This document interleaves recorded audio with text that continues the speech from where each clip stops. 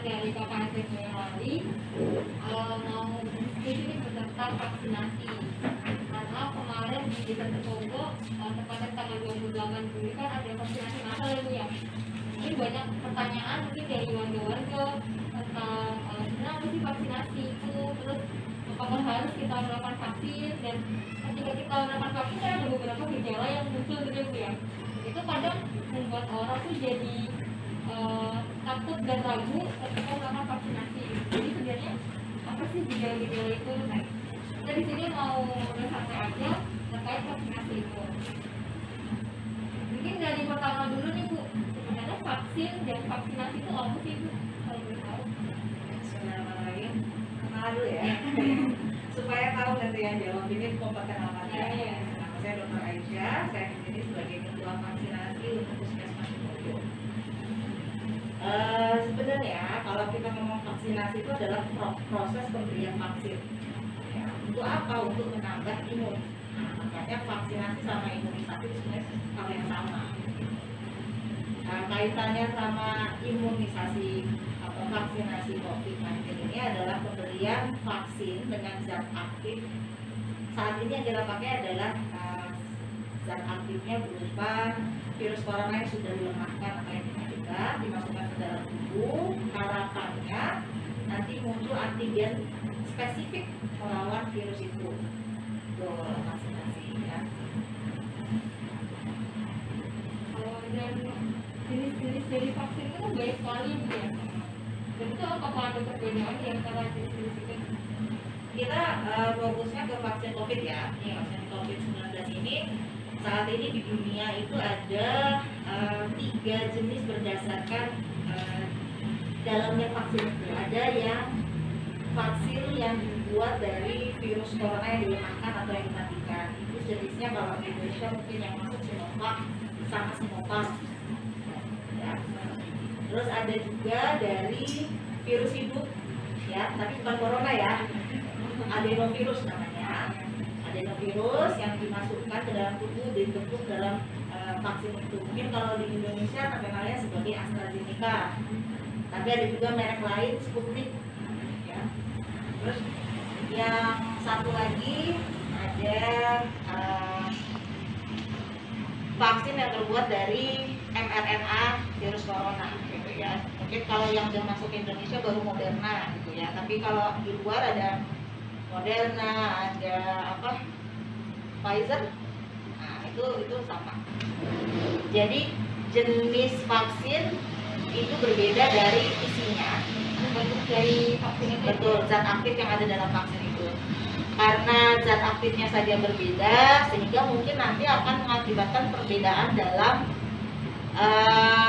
metode penyimpanan ya, sama pemberian jangka waktunya antara dosis 1 sama dosis 2. Seperti itu. Tapi targetnya adalah sama, untuk membentuk imunisasi dengan cara membentuk apa ya, sel memori dalam tubuh kita. Jadi spesifik untuk virus corona kita udah punya sel memori kalau kita udah diimunisasi. Terus Ibu, sebenarnya kan vaksin tadi ada beberapa yang dari virus dimasukkan dalam tubuh yang walaupun sudah dilemahkan, sebenarnya hal tersebut apakah aman gitu dalam secara medis? Kalau secara medis insya Allah sudah aman ya, karena khusus untuk vaksinasi COVID ini termasuk suatu penemuan vaksin yang tercepat. Karena kalau biasanya vaksinasi umum itu harus butuh bertahun-tahun, kalau vaksinasi COVID yang sudah beredar di dunia itu sudah memasuki fase 3 dan sudah mendapatkan emergency listing untuk digunakan sebagai vaksinasi COVID. Jadi kalau menurut Badan WHO ya, semua yang sudah mendapatkan sertifikat emergency listing itu sudah dikategorikan aman. Jadi udah pasti aman Ibu yang dari WHO ini. Kemudian itu sebenarnya kan ada beberapa orang yang nggak mau vaksin gitu, dan mereka juga sebenarnya masih aman belum terpapar. Dan sebenarnya apa sih resiko jika kita tidak menerima vaksin, tidak mendapatkan vaksin di keadaan pandemi seperti ini? Kira-kira apa? sebenarnya kita kembali lagi ke tujuan vaksinasi itu ya. Jadi vaksinasi COVID ini kenapa dipercepat itu? Tujuannya kan herd immunity. Herd immunity itu kekebalan komunitas. Supaya apa? Supaya tercipta suatu efek melindungi.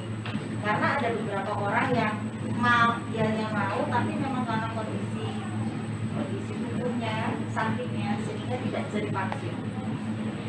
Nah, orang-orang yang masih merasa saya tidak butuh vaksin gitu karena mungkin merasa tidak terlalu banyak beraktivitas di luar seperti itu ya, atau mungkin merasa saya olahragawan, imun saya bagus seperti itu ya.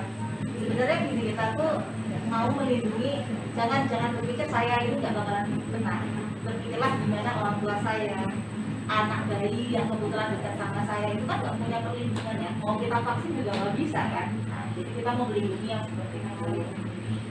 Lalu ada beberapa orang yang menganggap ya nanti kalau kena COVID ya nanti kan ada imunnya juga gitu kan, ada terbentuk secara alami gitu. Tapi kan beresiko ya. Kalau saya orang yang masih beranggapan bahwa tunggu aja nanti kena COVID kan sudah punya imun alami sehingga tidak perlu vaksin. Tapi ya kalau begitu kena COVID terkonfirmasi gejalanya hanya batuk pilek. Karena kalau misalnya gejalanya yang terjadi sampai pneumonia ya seperti itu. Karena karena vaksin itu kan dia tidak melalui respon peradangan dulu. Nah, kalau virus alami kan harus melalui ya kalau misalnya seperti kita dengar bahwa delta virus corona itu jauh lebih kejam ya.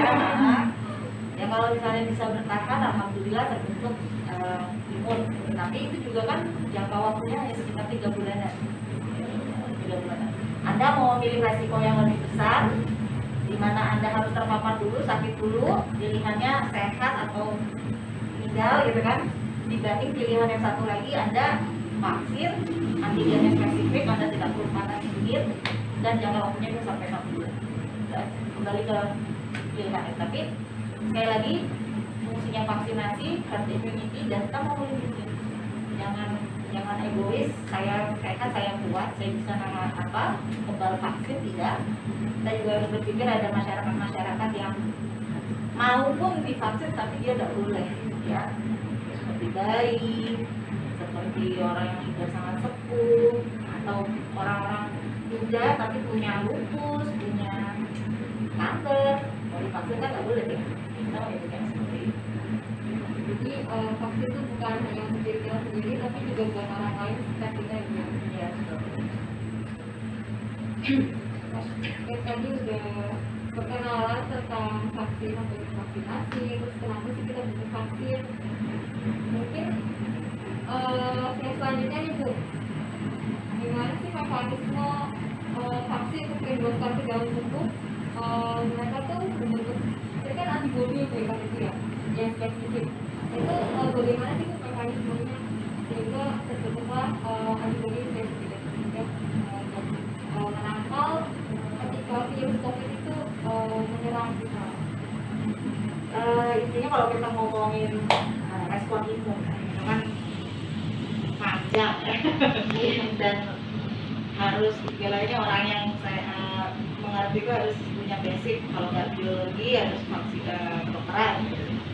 Ya pada intinya singkatnya antigen yang dimaksudkan lewat vaksin itu nanti ditangkap di dalam sel tubuh kita. Yang nangkap itu namanya sel T ya. Nah, sel T itu tugasnya membentuk suatu memori.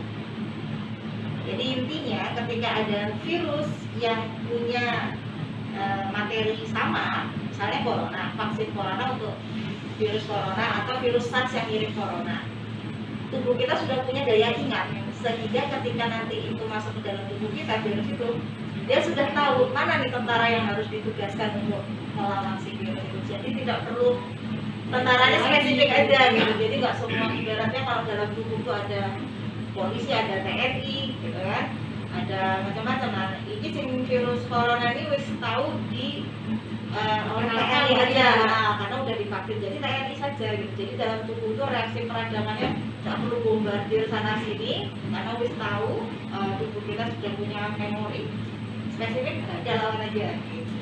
Jadi lebih jelas ya Bu ya, yang mana yang mau dilawan, yang mana yang bekerja gitu ya Bu ya, dengan vaksinasi.